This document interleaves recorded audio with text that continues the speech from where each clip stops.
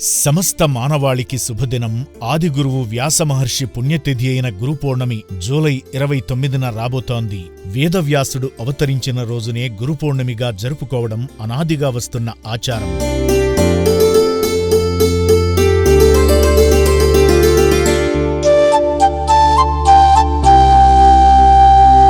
సద్బుద్ధిని నేర్పి సన్మార్గంలో నడిపించిన గురువులను గౌరవించుకునే గురుపౌర్ణమి నాడు చౌటుప్పల్లోని అమ్మానాన్న అనాథ ఆశ్రమానికి విచ్చెయ్యండి.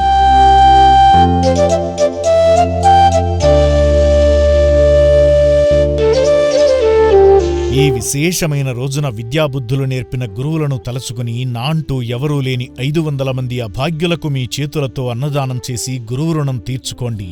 ఈ విశేషమైన రోజున అన్నార్తుల అనాథుల కడుపు నింపితే జన్మజన్మల పుణ్యఫలమని శాస్త్రాలు చెబుతున్నాయి.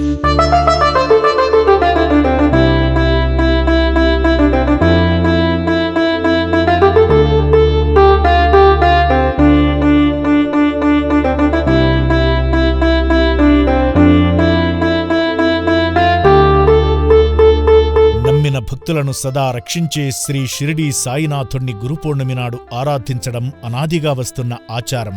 ఈ విశేషమైన రోజున మీ ఇష్టదైవాన్ని స్మరించుకుని ఇక్కడ జీవిస్తున్న అనాథుల అన్నదానానికి సహకరించి జన్మజన్మల పుణ్యం పొందండి.